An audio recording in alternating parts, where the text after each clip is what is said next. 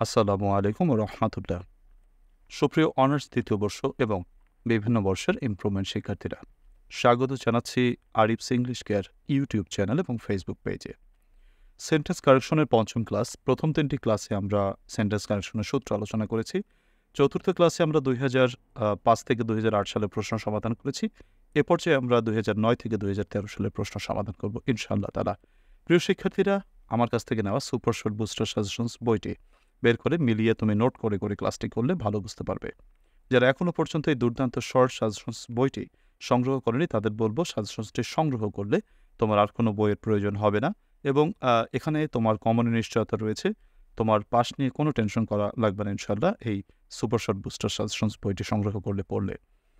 বইটি সংগ্রহ করার জন্য তোমরা আমার সাথে হোয়াটসঅ্যাপ SMS করে যোগাযোগ করতে পারো 01843852361 এই নম্বরে। প্রিয় শিক্ষার্থীরা, আরেকটি কথা বলবো, যারা অনলাইন ব্যাচে প্রাইভেট ব্যাচে ভর্তি হতে চাও, নতুন ব্যাচে, তারা অনলাইন প্রাইভেট ব্যাচে ভর্তি হওয়ার জন্য আমার সাথে হোয়াটসঅ্যাপ SMS করতে পারো 01843852361 এই নম্বরে। আজকের আলোচনা সেন্টেন্স কারেকশন 2009 থেকে 2013 সালের প্রশ্ন সমাধান শুরু করছি। তো দেখো, প্রথম প্রশ্নটি কি রয়েছে। প্রথম প্রশ্নটি রয়েছে হচ্ছে তোমার 10 men were wounded and 1 killed. 10 জন মানুষ আহত হয়েছিলেন এবং একজন খুন হয়েছিলেন। এবার করে কারেকশনটা এরকম হবে, দেখো 10 men were wounded and 1 was killed. আচ্ছা, এখন প্রশ্ন করতে পারো, স্যার তাহলে 1 এর পর was killedটা হলো কেন? এই wasটা এখানে আসবে কেন? wasটা কি আসার কথা? আচ্ছা, সরি, wasটা এখানে আসবে কেন, এটা তোমাদের কাছে প্রশ্ন হতে পারে। তো দেখো, সে ব্যাপারে একটু কথা বলি যে এখানে was কেন আসলো, তাই তো? আচ্ছা, তো এটা হচ্ছে একটা প্যাসিভ ভয়েস। বাম পাশে লেখা রয়েছে 10 men were wounded, দেখো 10 জন মানুষকে আহত করা হয়েছিল। এইখানে were প্লাস V3 মানে were wounded। কিন্তু ডান পাশে লেখা রয়েছে 1 killed, একজন খুন করেছিল। একজন কি খুন করেছিল নাকি একজনকে খুন করা হয়েছিল বা হত্যা করা হয়েছিল? একজনকে হত্যা করা হয়েছিল, তাহলে 1 was killed। তাহলে তোমাকে অ্যান্ডের দুই পাশেই প্যাসিভ ভয়েসকে অর্থ অনুসারে মেনটেন করতে হচ্ছে। বাম পাশের অংশে 10 men were wounded, তো ডান পাশে 1 এর পর একটি অক্সিলারি ভার্ব বসবে was killed, তাই আমি was killedটা বসালাম। আমাদেরকে মনে রাখতে হলে জানতে হবে যে প্যাসিভের সূত্র, যেটা প্যাসিভ ভয়েস বোঝালে আমাদেরকে auxiliary verb plus past participle বসাতে হবে। আমি তোমাদেরকে আজকে যেখানে প্রয়োজন হয় নোট লিখে দেওয়ার চেষ্টা করবো। তোমরা নোটগুলো লিখে নিতে পারো বা একটু নোট করে রাখতে পারো, যেটা তোমাদের কাজে আসবে। এরপর আমরা বিদাগের প্রশ্নটিতে চলে যাচ্ছি। বিদাগের প্রশ্নে কি দিয়েছে আমরা একটু দেখি। The driver made the car moved. এটা কারেক্ট আনসারটা দেখো কিভাবে হবে। এর কারেক্ট আনসারটা হবে the driver made the car move. আচ্ছা, এখন প্রশ্ন হচ্ছে, দেখো এই যেখানে মেইডের পরে কারের জন্য, কারের পর মুভড থেকে মুভ কেন বসলো বা এটা কেন বসবে? এর কারণটা হচ্ছে, দেখো এটাকে বলে পজিটিভ ভার্ব। নোটটা একটু আমি দেখো, নোটটা তোমাদেরকে একটু দেখিয়ে দিচ্ছি। নোটটা হচ্ছে পজিটিভ ভার্বের ক্ষেত্রে মেক লেট থাকলে বেস ভার্ব বসে, আর গেট হ্যাভ থাকলে পাস্ট পার্টিসিপেল বসে। এটাকে বলে পজিটিভ ভার্ব। পজিটিভ ভার্বটা হচ্ছে নিযন্ত ক্রিয়া। নিযন্ত ক্রিয়া মানে হচ্ছে একজনের কাজ আরেকজনকে দিয়ে করানো। যেমন the driver made the car move, ড্রাইভারটি গাড়িটি চালিয়েছিলেন, মানে চলছে কিন্তু গাড়ি চালিয়েছে চালক। বাংলা এটাকে পজিটিভ মানে নিযন্ত ক্রিয়া বলা হয়, ইংরেজিতে বলা হয় পজিটিভ ভার্ব। তো পজিটিভ ভার্ব বোঝাতে আমাদেরকে মেক অথবা লেট ভার্ব থাকলে আমাদের পরবর্তীতে বেস ভার্ব মানে মূল ভার্বটা বসে, আর তোমার গেট অথবা হ্যাভ থাকলে তার জন্য পাস্ট পার্টিসিপেল বসাতে হয়। তাহলে এখানে দেখো আমাদেরকে মেড ভার্বের পরে কিন্তু এখানে মুভড না বসে মুভ বসেছে। আশা করি তোমরা বুঝতে পেরেছ। এরপরে আমরা সি নম্বর প্রশ্নটিতে চলে যাচ্ছি। দেখো সি নম্বর প্রশ্নটিতে কি বলেছে, I am not in good terms with him. এটার কারেক্ট আনসারটা হবে I am not on good terms with him, মানে আমার তার সাথে ভালো সম্পর্ক নেই। এখানে মনে রাখার বিষয়টা হচ্ছে on good term, in good terms না, হবে হচ্ছে অন গুড টার্মস। এটা একটা ফ্রেজ, এর অর্থ হচ্ছে ভালো সম্পর্ক থাকা, on good terms. Happiness consists of contentment. এটার কারেক্ট আনসারটা দেখো, কারেক্ট আনসারটা হবে হচ্ছে তোমার happiness consists in contentment. Contentment যদি না জানো তাহলে বইতে অর্থটি লিখে রাখো, বা হ্যান্ড নোটের ওখানে অর্থটি লিখে রাখো টান দিয়ে। কন্টেন্টমেন্ট মানে আত্মতৃপ্তি, কন্টেন্টমেন্ট মানে তৃপ্তি বা সন্তুষ্টি, স্যাটিসফ্যাকশন যদি এর সিনোনিম বলতে পারো। তো হ্যাপিনেস কনসিস্টস ইন কন্টেন্টমেন্ট। মনে রাখবে যে কনসিস্ট অফ মানে গঠিত হওয়া, নোট করে রাখতে পারো। কনসিস্ট অফ মানে হচ্ছে গঠিত হওয়া, আর কনসিস্ট ইন মানে নিহিত থাকা। তাহলে happiness consist in happiness consists in contentment.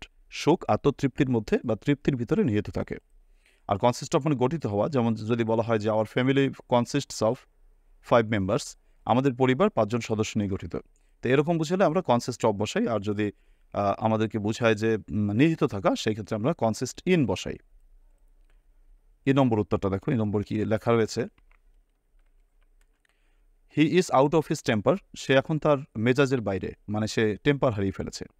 তো এখানে হিজ কথাটি বসবে না, আমাদেরকে এখানে প্রোনাউনগত ভুল রয়েছে, অর্থাৎ he is now out of temper.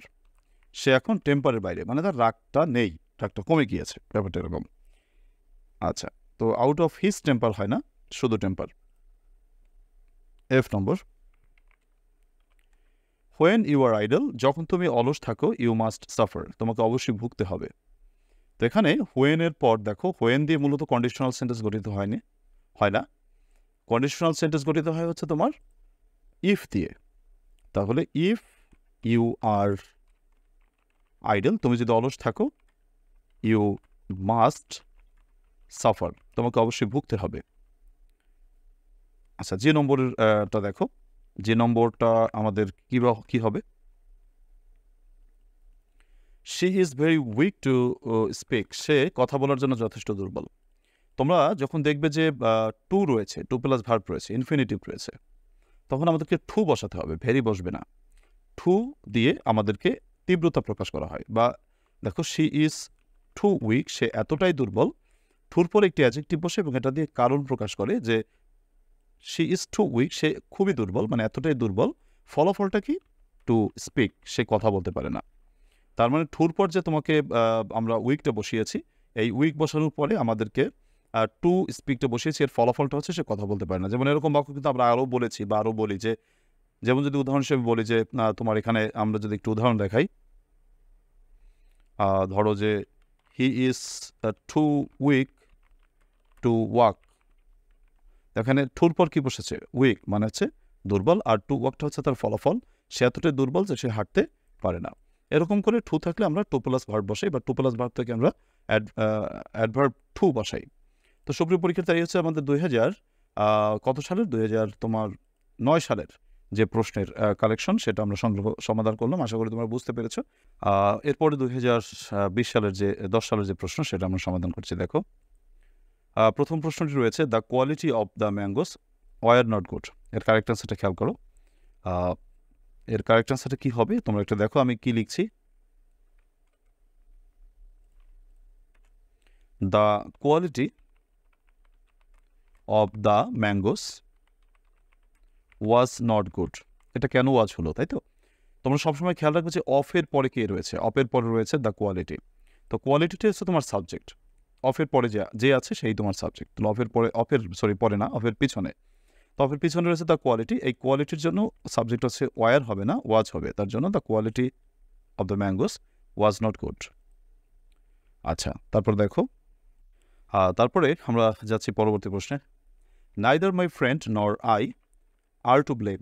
সবসময় খেয়াল রাখবে যে অর অথবা নরের ডান পাশে কে আছে সেই অনুযায়ী তোমাকে ভার্ব বসাতে হবে। ডানে রয়েছে কে, আই, তাহলে আয়ের জন্য অ্যাম বসবে না, আয়ের জন্য আর বসবে না, আয়ের জন্য অ্যাম বসবে।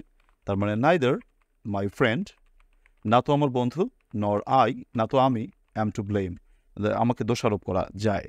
তো সেই ক্ষেত্রে আমাদের কি বসবে, neither my friend nor I am to blame.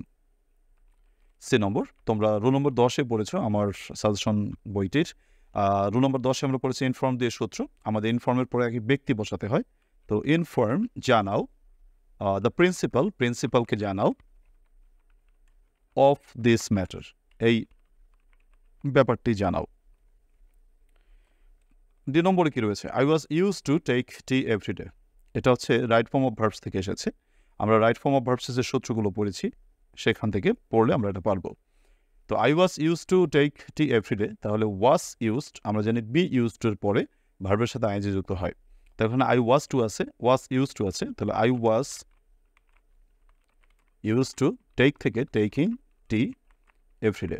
আমি প্রতিদিন চা খেতে অভ্যস্ত ছিলাম। আচ্ছা, এই নম্বর প্রশ্নটি একটি ট্রিকি প্রশ্ন, এটা আমাদের কারেকশনে প্রচুর আসে, সেটা হচ্ছে খেয়াল করো। I saw a dead cow, আমি একটি মরা গরু দেখেছিলাম। ওয়াকিং ইন দ্য ফিল্ড, মাঠে হাঁটছে। এটাকে বলা হয় ড্যাংলিং মডিফায়ার্স, মানে তোমার নাউনের পরে যদি কোনো আইএনজি থাকে তাহলে বুঝতে হবে এই আইএনজিটা হচ্ছে এই পূর্ববর্তী নাউনের পরিচয়, মানে এই কাজটি পূর্ববর্তী নাউন করছে। যেমন এখানে লেখা রয়েছে I saw a dead cow, আমি একটি মরা গরু দেখেছিলাম ওয়াকিং ইন দ্য ফিল্ড। তাহলে তুমি যদি এই কাউয়ের পরে আইএনজিটা দাও তাহলে বুঝতে হবে এই কাজটি এই কাউ করছে। তা আমি একটি মরা গরু দেখেছিলাম ওয়াকিং ইন দ্য ফিল্ড, মরা গরুটি মাঠ দিয়ে হাঁটছে। এটা কোনো কথা যে একটা মরা গরু কি হাঁটতে পারে? হাঁটতে পারে না। তার জন্য তোমাকে এমনভাবে সামঞ্জস্য করতে হবে যাতে একটি নতুন সাবজেক্ট আনা যায় এবং অর্থটা সামঞ্জস্য থাকে। এখন আমরা যদি এই বাক্যটিকে এভাবে লিখি, I saw a dead cow, আমি একটি মরা গরু দেখেছিলাম, হোয়াইল যখন, আই ওয়াজ ওয়াকিং আমি হাঁটিতেছিলাম, ইন দ্য ফিল্ড। দেখো তখন হয় কি না। এবার কিন্তু মরা গরু হাঁটছে না, এবার আই হাঁটছে, মানে আমি হাঁটছিলাম। ঠিক আছে, তো হোয়াইল বসালে সাবজেক্ট দিলে একটু ওয়াজ বসাতে হয়, তার জন্য হোয়াইল আই ওয়াজ ওয়াকিং। তাহলে কারেক্ট আনসারটা দাঁড়াচ্ছে I saw a dead cow walking in the field হবে না, I saw a dead cow while I was কথাটা আসতেছে এক্সট্রা, এটা মনে রাখার বিষয়। এফ নম্বর প্রশ্নে বলেছে had I been a rich man, আমি যদি ধনী লোক হতাম তাহলে আমি কি করতাম? আমি গরিবদের সাহায্য করতাম। সুপ্রিয় পরীক্ষার্থী, এটা হচ্ছে রাইট ফর্ম অফ ভার্বস। কত রাইট ফর্ম অফ ভার্বসের আমার সাজেশনস বইয়ের 21 নম্বর সূত্র যেটা আমরা পড়েছিলাম, সেই 21 নম্বর সূত্র থেকে এটা কারেক্ট করতে হবে। যেমন had I bin, had plus V3 থাকলে ডান পাশে উড হ্যাভ প্লাস V3 বসে। তাহলে had I been a rich man, আমি যদি ধনী লোক হতাম তাহলে আই উড হ্যাভ হেল্প থেকে হেল্পড দ্য পুর, আমি গরিবদের সাহায্য করতাম। যে নম্বর প্রশ্নতে রয়েছে he resembles to his father, তাকে দেখতে তার বাবার মতো। আমরা কারেকশনের যে রুল নম্বর 1 পড়েছি, সেই রুল নম্বর 1-এ আমরা পড়েছি যে কিছু কিছু শব্দ রয়েছে যাদের পরে টু কথাটি বা কোনো প্রিপোজিশনই বসে না। যেমন দেখো হি রেজেম্বলস টু হিজ ফাদার, এখানে হবে হি রেজেম্বলস হিজ ফাদার। রেজেম্বলসের পর টু কথাটি বসে না বা কোনো প্রিপোজিশন বসে না। তো এই হচ্ছে আমাদের 2000 কত সাল বলো? 2010 সালে আমরা সমাধান করবো 2011 সালের প্রশ্ন। আমাদের 2011 সালের অনার্সে যেভাবে প্রশ্ন এসেছিল। তো দেখি আমরা একটু ব্যাখ্যামূলকভাবে শেখার চেষ্টা করি, দেখি পারি কি না ইনশাআল্লাহ তাআলা। প্রথমে আমাদের প্রশ্নটি করেছে যে he died of the country. আচ্ছা, he died of the country, তাহলে এখানে বলেছে যে he died of the country. আমাদের বলতে হবে যে কোনো একটা দেশের জন্য মারা যাওয়া, তো জন্য মারা গেলে ফর হয়, অফ হয় না, দেশের জন্য অর্থে। তাহলে কারেক্ট অ্যান্সারটা করা যাক, he died for the country, সে দেশের জন্য মারা গিয়েছিল। আচ্ছা ফাইন, তারপরের এটা আছে কি দেখো, আমি তোমাদের রাইট ফর্ম অফ ভার্বস পড়িয়েছিলাম, রাইট ফর্ম ভার্বসের সূত্রটা আমি একটু দেখাই তোমাদেরকে। দেখো রাইট ফর্ম ভার্বসের সূত্রগুলো ছিল যে রুল নম্বর 15 আমরা পড়েছিলাম যে ইট ইজ টাইম, তারপর তোমার ইট ইজ হাই টাইম, সূত্র পড়িয়েছিলাম it is time, it is high time, তারপর তোমার উইশ ফ্যান্সি, এই কথাগুলোর পর অবশ্যই কি বসে? V2 বসে, মানে ভার্বের 2 নম্বর বসে, পাস্ট ইনডিফিনিট টেন্স। তাহলে আসলে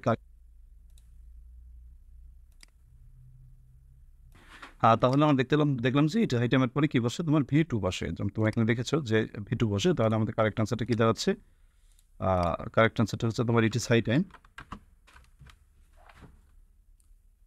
ইট is high time we started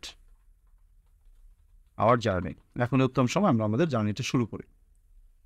আচ্ছা, তারপরে বলেছে he is comparatively better today, সে হয় তুলনামূলকভাবে ভালো। তো কথাটা মানে হচ্ছে দেখো, এটাকে দুভাবে কারেক্ট করা যায়। এভাবে করা যেতে পারে যে he is comparatively better today, মানে বিষয়টা হচ্ছে কম্পারেটিভলি ওয়েল টুডে, এভাবে করা যেতে পারে।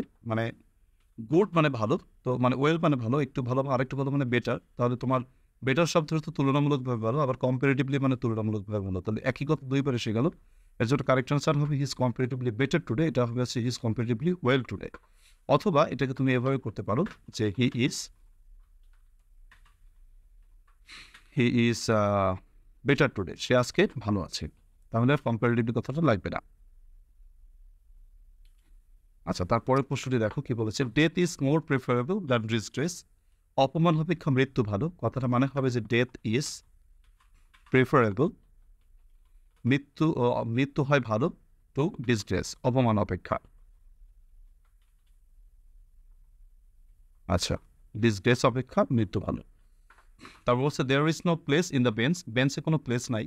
কথাটা বলতে হবে যে বেঞ্চে কোনো বেঞ্চ বলে বেঞ্চে কোনো রুম থাকে না।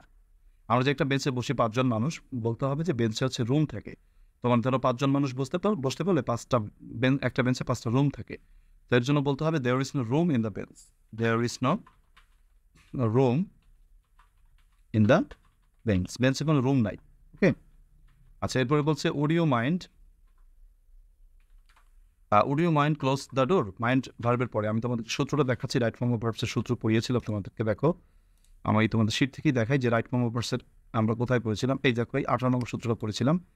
মাইন্ড ওর তারপরে can not help, could not হেল্পের পরে সবসময় মূল ভার্বের সাথে আইএনজি বসে, কারণ এই রাইট ফর্ম অফ ভার্বসের সূত্রগুলো রাইট ফর্ম অফ ভার্বসে যেমনটি লাগে আমাদেরকে তেমনটি কারেকশনেও লাগে, তার জন্য আমাদেরকে একটু জানা প্রয়োজন। এর জন্য দেখো অডিও মাইন্ডের পরে অবশ্যই এই টু ক্লোজটা বসবে না, ভার্বের সাথে আইএনজি বসবে। সেটা হচ্ছে তোমার অডিও মাইন্ড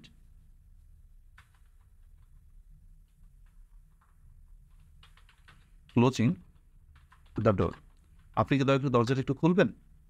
আচ্ছা, তারপর দেখো তোমার জি নম্বর, দেখো জি নম্বর এবং তোমার এখানে জি নম্বর এবং তোমার যে এখানে আচ্ছা হ্যাঁ জি নম্বর আরেকটা প্রশ্ন দেখলাম, রিজেম্বল, একটু আগে পড়েছিলাম রিজেম্বল কথাটা, ওইটা কিন্তু একই সূত্র, অর্থাৎ রিজাইনের পর প্রিপোজিশনটা বসবে না। তার কারেক্ট অ্যান্সারটা কি দেওয়া হবে?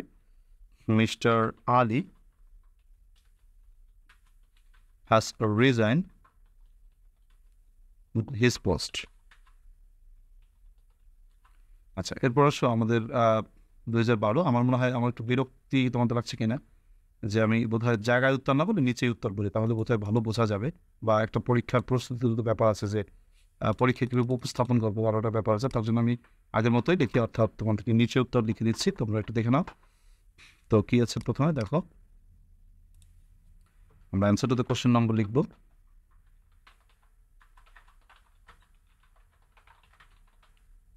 এটা 9 না? আচ্ছা,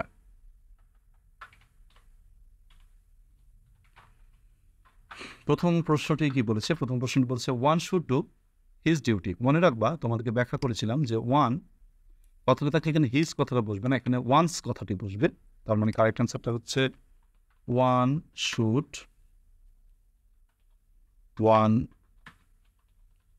ডু ওয়ান্স ডিউটি।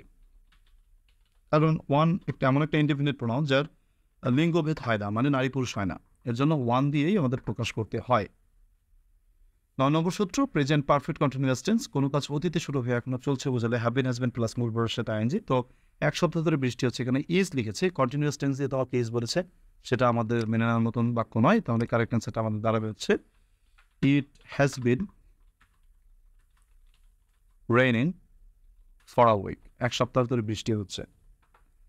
3 নম্বর প্রশ্নটা রয়েছে he speaks English like English. মনে রাখবে জাতির নামে রেখে সবসময় দা বসে, এখানে ইংলিশটা হচ্ছে জাতি, ইংরেজদের মতো, তার জন্য এখানে দা বসবে, অর্থাৎ হি স্পিক্স ইংলিশ, তিনি ইংলিশ বলেন, লাইক দি ইংলিশ, তিনি ইংরেজদের মতো ইংরেজি বলেন। জাতি অর্থে অবশ্যই ইংলিশটাকে দি বসবে। D number, wait here until I do not come. Until মানে যতক্ষণ না পর্যন্ত, তাহলে এখানে ডাবল নেগেটিভ। দেখো আনটিল কথাটা নেগেটিভ, আবার যদি ডু নট কথাটা বলে তাহলে ডাবল নেগেটিভ হয়ে গেল। সো আমাদেরকে একটাকে মানে অ্যাফার্মেটিভ করতে হবে। কীভাবে করা যায়? দুভাবে করা যেতে পারে। তুমি যদি বলো যে ওয়েট হেয়ার, এখানে অপেক্ষা করো, till I do not come, ঠিক আছে, সবভাবে করা যেতে পারে, তো ভালো হবে না। তো আমরা আনটিল দিয়েই রাখি, আনটিল আই ডু নটটা বাদ দাও, আই কাম, যতক্ষণ না পর্যন্ত আমি আসি। তারপরের প্রশ্নটি কি আছে আমরা একটু দেখব, সরি, হ্যাঁ, পরের প্রশ্নটি আছে তোমার this is more preferable than that. আগেরই কথা, প্রেফারেবল কথাটা হচ্ছে একটার থেকে একটাকে বেশি পছন্দ করা, তো সেক্ষেত্রে প্রেফারেবল কথাটা কমপ্লিট আমরা মোর কথাটি বসাতে পারি না। প্রিফারেবলের পরে তো অবশ্যই প্রিপোজিশন টু বসবে, কাজে অ্যান্সারটা দাঁড়াবে দিস ইজ, মোর কথাটা বলা লাগবে না, this is preferable to that. আচ্ছা ফাইন। তারপরে এফ নম্বর রয়েছে scarcely had he reached the station, সে স্টেশনে পৌঁছতে না পৌঁছতেই দ্যান দ্য বেল র্যাং। দেখো ছোটকালে কমপ্লিটিং সেন্টেন্সে পড়েছ, নো সুনার হ্যাড থাকলে দেন বসে, স্কার্সলি হ্যাড থাকলে হোয়েন বসে।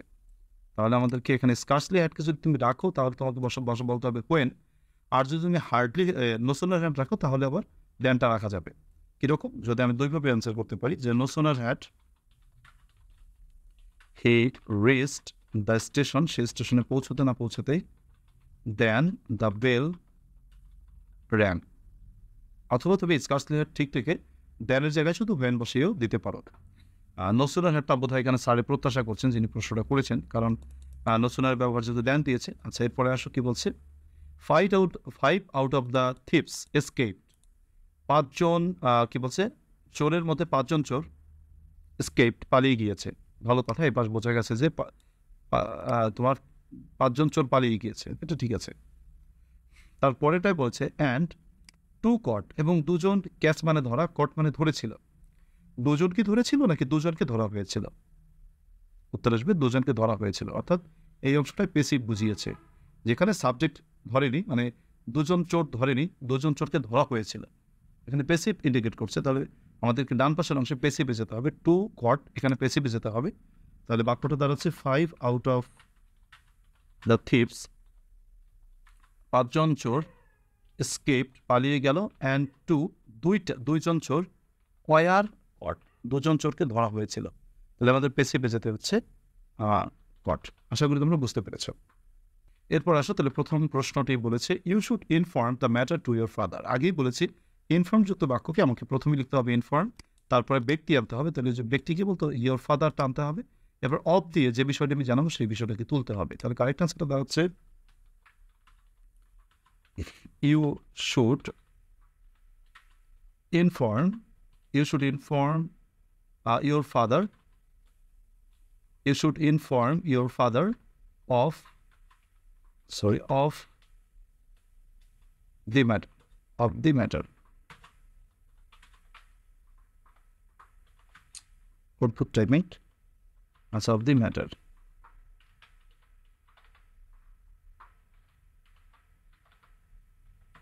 প্রচুর ভুল হয় আমার টাইমিং।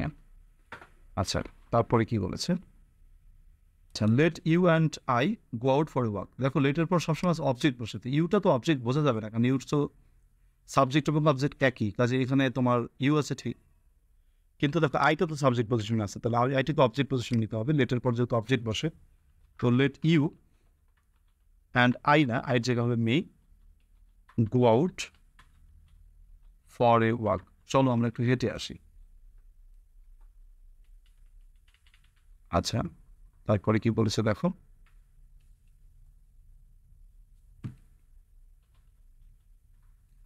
For a walk. তারপরে কি বলছে, ও আউট। তারপরে 3 নম্বর বলেছে the man came to me yesterday. লোকটি আমার কাছে এসেছিল গতকালকে। হু ওয়াজ এ লয়ার, যিনি ছিলেন একজন আইনজীবী। কথাটা মানে দাঁড়াবে যে লোকটি আমার কাছে এসেছিল তিনি একজন আইনজীবী ছিলেন। তাহলে এখানে আমাদেরকে আগে আনতে হবে তোমার the man who came to me, যিনি আমার কাছে এসেছিলেন ইয়েস্টারডে গতকালকে। ওয়াজ, তিনি ছিলেন আ লয়ার, তিনি ছিলেন একজন আইনজীবী। 2 নম্বর, we hanged the picture on the wall. আচ্ছা, হ্যাংয়ের মানে তোমার এখানে তোমার আমরা বলেছি যে হ্যাং থেকে হাং, কারণ তোমার দেখো যে হ্যাং মানে হ্যাং হচ্ছে প্রেজেন্ট টেন্স, কিন্তু হ্যাংয়ের যে পাস্ট টেন্সটা আর সেটা কিন্তু তোমার হ্যাংয়ের যে পাস্ট টেন্সটা সেটা হচ্ছে একই রকম। হ্যাংয়ের পাস্ট টেন্স এবং পাস্ট পার্টিসিপেল একটু ঝামেলা আছে। আমরা জানি যে হ্যাংড কথাটি মানে হচ্ছে ফাঁসি দেওয়া, তাহলে হি হ্যাংড দি পিকচার, সে পিকচারটির ফাঁসি দিয়েছিল, অন দ্য ওয়াল, দেওয়ালে ফাঁসি দিয়েছিল। তা না, কথাটা হবে তিনি দেওয়ালে পিকচারটি ঝুলিয়েছিলেন। তার জন্য আমাদের বলতে হবে মানে আমরা লুই হাং, আচ্ছা, দা কি বলো, we hang the picture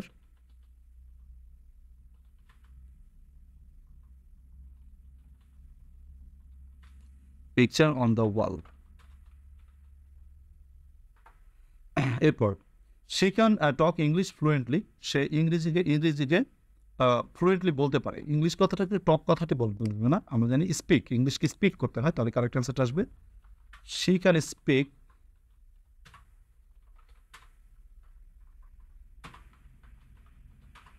speak fluently.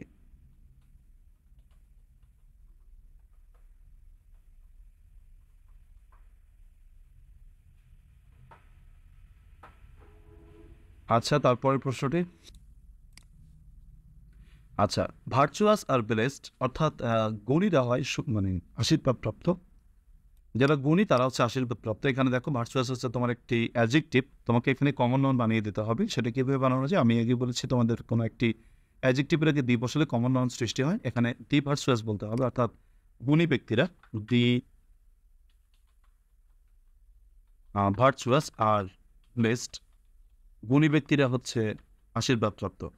তারপরের প্রশ্নটা হচ্ছে দি হান্টার শুট, হান্টার গুলি করেছিল 2 ডিয়ার্স, 2টি হরিণকে।